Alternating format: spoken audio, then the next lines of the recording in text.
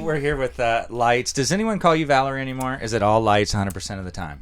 All except for my parents, who approve of the name, and in public they'll call me Lights, but they really do like the name that they chose for me. So just the parents. Just Everybody the parents. else? Everyone else, yeah. You know, there's one thing that caught my attention about you is I read a blurb from you that I think you definitely want people to know you're not a produced, manufactured artist. Well, I mean, if you're not, why would you want anyone to think that? Well, and it made me wonder, is that why you did it an acoustic tour, is to show everybody, you know, this isn't just done in a production room by a team of people. You really write and play songs. That's a big part of why I did that. One of the reasons was because I was getting a really good response on like acoustic YouTube videos I was doing and stuff from the fans, and actually being involved with social media really allows me to tap into actually what they want and give that to them. So and aside from new material, which is, it's really important to not listen to what everyone says, things like that are kind of interim things, it's nice.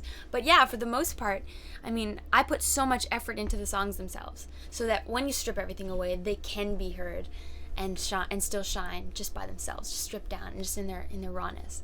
And that was exactly what I was trying to get across with that EP, because you know, if I have any regrets about what I did with the listening, my record, I used autotune about this much as an effect, because I think it's a really nice effect. I used delay, I used reverb, and autotune all of a sudden blew up as this massive derogatory thing in terms of music. It has really negative connotation associated, and it's kind of synonymous with unable to sing, you know.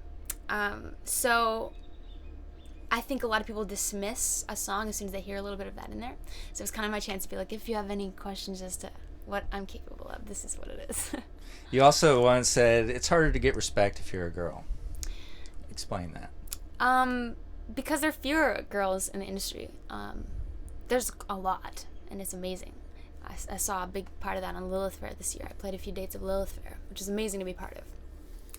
But I think I've noticed on one or a few occasions where you're loading into a venue or something, and it's kind of this sort of situation where you have to prove yourself, and not so much in terms of music, but in terms of gear and technological know-how and knowing how to set up your keyboard. You know, you get kind of you feel a little bit looked down upon by maybe some crew members of that venue or something, and just because they're not used to it. And actually, one of the most satisfying things is by the end of the show having them come up to you and shake your hand, you know, because there's nothing like proving somebody who didn't believe in you in the first place. Okay, we're gonna shift gears here a little bit.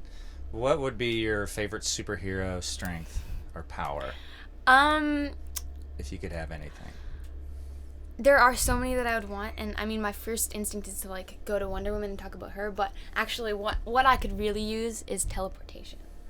And how would you use it? What would you do? First day you got it. It would really strongly reduce travel expenses for touring. I would instantly go to the beach in like Peru or something, you know, but then I would have to be like the Nightcrawler, and he's not attractive, you know. I think I saw a blurb something about either you have or want a wall of weapons. I do have one, actually. What's on Quite it? a nice one. I have a lot of stuff on there. I have Final Fantasy 13 Twin Blades. I have a replica Erwin sword from Lord of the Rings.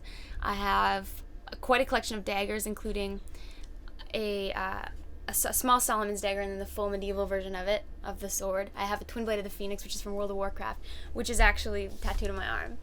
And I have a bunch of ray guns and a lot of stuff, like an replica Grodbort, which is actually made by like Weta, the people that make the props for. Are you packing any heat right now? Only tattoo-wise, but I left my weps on the bus, so. You know, while we're on that subject, can you share some tattoos with us? Sure. You know, what do you got going on? I have, the Twin Blade of Phoenix, beautiful weapon from World of Warcraft. A lion, because I think that lions this is the most recent one I got, represents strength and like being fearsome, but at the same time it's being really beautiful. And it reminds me of my cat. This is just sort of a coat of arms I created. It has things I like on it and my parents' initials, and you know, if you don't have a coat of arms already, maybe I do, I just haven't dug it up on Google. Just make one up. So there's like a griffin and laser guns and stuff in there. I have a laser gun right here, and it's actually Captain Light's laser gun. It's a comic that I put Gotta out. plug Captain Lights. Fill everybody in on Captain Lights if they haven't seen or heard of it. Captain Lights is one of the things I'm most proud of as an artist, and that's interesting because it really doesn't have much to do with music. I tried to incorporate as much as I could, but basically I worked with Tom Coker from Marvel Comics, and we developed a character.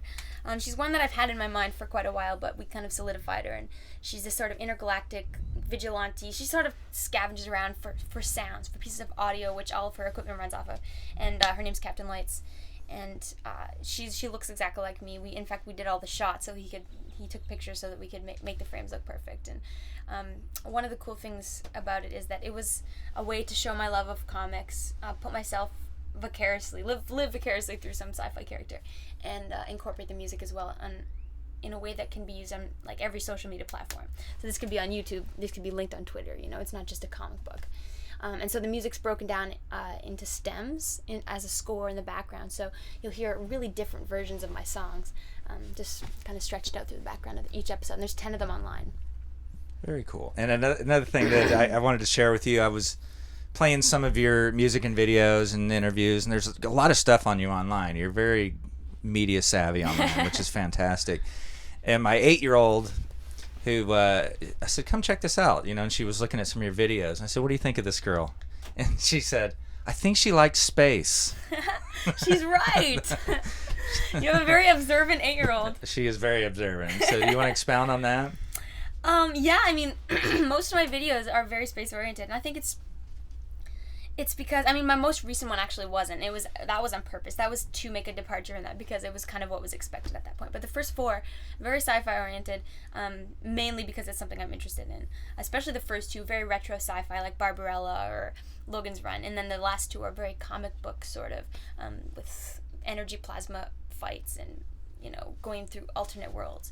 I think the most exciting thing about that is, aside from the fact that I'm able to project all of my interests onto what I do for a living, and that's pretty amazing. I think the cool thing about it is that it keeps me inspired. I read comics and I play video games, and not because it's not work for me or because I can get away, that's part of it, but it's inspiring. It keeps the box open. With those kind of things, you can come up with any idea and make it real if you can just draw it in. When you're in the world of Warcraft, anything's possible, and I feel like that's the most important thing. As any kind of artist, you need to feel unlimited, and that's the way that I feel when I see those things. So it's inspiring for me, and it makes me think of lots of cool things.